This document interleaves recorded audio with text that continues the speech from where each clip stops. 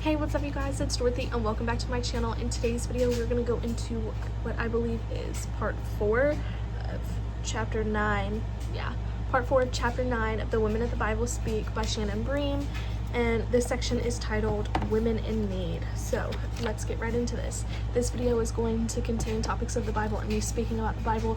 If you do not wish to continue, I suggest you click off the video now. You have been warned. Women in Need. Jesus also reached out to women who were in dire straits because of where they found themselves in life.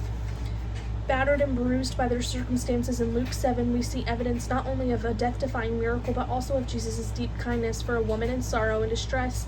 He and his disciples went into the town of Nain, and this is the only time we see it mentioned in the Bible.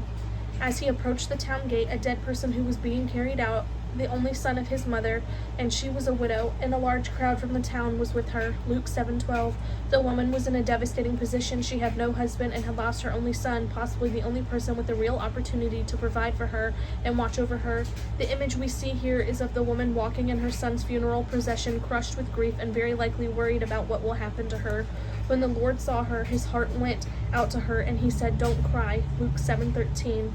As with so many other women who may have been viewed as insignificant in their day, God saw her. Just like Hagar and Leah, we saw her misery and complete lack of hope. One translation of the story of the Nain widow says that when Jesus saw her, his heart broke. Luke 7:13, the Message. He felt the human despair and grief and fear. What he did next sent shockwaves through the region. Then he went up and touched the bearer they were carrying him on, and the bearer stood still. He said, "Young man, I say to you, get up." The dead man sat up and began to talk, and Jesus gave him back to his mother. Luke 7:14-16. Jesus literally gave the son back to his grieving mother. In this case, she didn't even ask or express faith in him at all. Christ was simply so moved that he reached out to this woman and turned her nightmare into something beyond her wildest dreams come true. And what he did that day went far beyond just the shattered window. Luke 7:16 tells us they were all filled with awe and praised God. Earlier in the text, we were told there were large crowds both with Jesus and as he approached the town, and was also the funeral procession. When they all saw what happened, they didn't keep it secret. This news about Jesus spread throughout Judea and the surrounding country. Luke 7:17. The story of a widow in deep grief provided the platform for a miracle that spread Christ's ministry far and wide. Jesus often drew attention to women who would have been considered the very least in society as examples to be lauded. Take the story of the widow we see praised in both Mark 12 and Luke 21. Remember, as a widow in those days, she would likely have been struggling financially, probably socially as well. With few resources and little to offer, she would have no possession, no protector or provider, and yet Jesus points us to this unnamed woman twice in the gospel as a role model we should aspire to emulate. We see that Jesus has been teaching in the temple courts, a place where religious leaders of the day often posed complex questions in order to catch him in his words.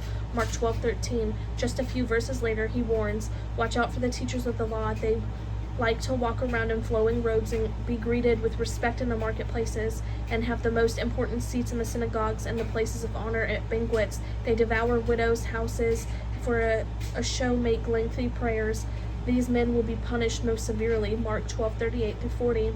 They devour widows' houses. This can also be translated as property or possessions. Jesus was warning that even the very religious leaders who went around the great shows of piety were taking from destitute women at the bottom of the social ladder. It's in this context that we meet the humble woman Jesus lifts up, a perfect illustration of God looking on the heart and not on appearances. There in the temple courts, Jesus sat and watched. Jesus sat down opposite the place where the offerings were put and watched the crowd putting their money into the temple treasury. Many rich people threw in large amounts, but a poor widow came up and put in 2 very small copper coins worth only a few cents. Mark 12:41-42.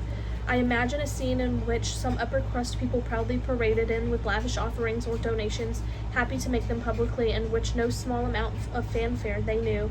Everyone was watching, and so did this humble widow. She too approached the offering box, knowing everyone could see she gave something that was almost of no value by earthly standards. She also chose to do it publicly, expecting zero acclaim and maybe even some scorn, but that's the very opposite of what she got. Both Mark and Luke highlight the widow and what happened next. Calling his disciples to him, Jesus said, "Truly I tell you, this poor widow has put more into the treasury than all the others, Mark 12:43. What? The disciples already knew that Jesus didn't play by the world's rules. After all, they had just watched his haughty religious leaders once again try to ensnare him, but even they may have been confused by what Jesus had just said. In the wake of an extravagant large amounts being deposited, this widow had given a couple of throwaway coins, but Jesus saw her. He knew her situation, and he wanted to make sure his disciples did too.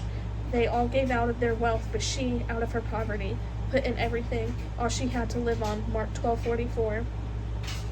So much of what the world tells us is important means nothing in the kingdom of God. What did it cost those wealthy donors to give what they gave?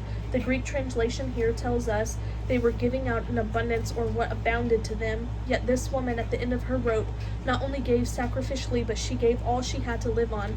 The woman who was likely invisible to most people in the temple that day, the person who probably put the smallest donation in the offering, was the star of the show. She was the one Jesus put in the spotlight, not only to teach his disciples that day, but so that her story would ring down through the ages, prompting us to ask ourselves, am I really giving in a way that cost me something? Am I sacrificing any of my own comfort to further what my church is doing in the community? Paying someone's rent, putting food on their table, or clothes on their children's backs? The widow, so anonymous that we don't even know her name, is the one Christ chose to show us real giving. Throughout the New Testament, women are at the center of so many of Jesus' lessons. He was not on any human being's timeline or following their rule books about how to get things done. We've noticed it made him deeply unpopular with many of the religious leaders of the day. No matter, he was about his Father's business, even if that meant healing people on the Sabbath. Let's take a peek at two women he did this for, in direct conflict with the strict religious dictates of the day. Mark 1 tells us the story of Jesus teaching and casting out a demon in a synagogue on the Sabbath, and traveling on to Peter's house. There, his mother-in-law was in bed with a fever. Jesus didn't hesitate to step in. I'm going to leave it off right there, and I will see you guys in part 5 of this chapter. Bye.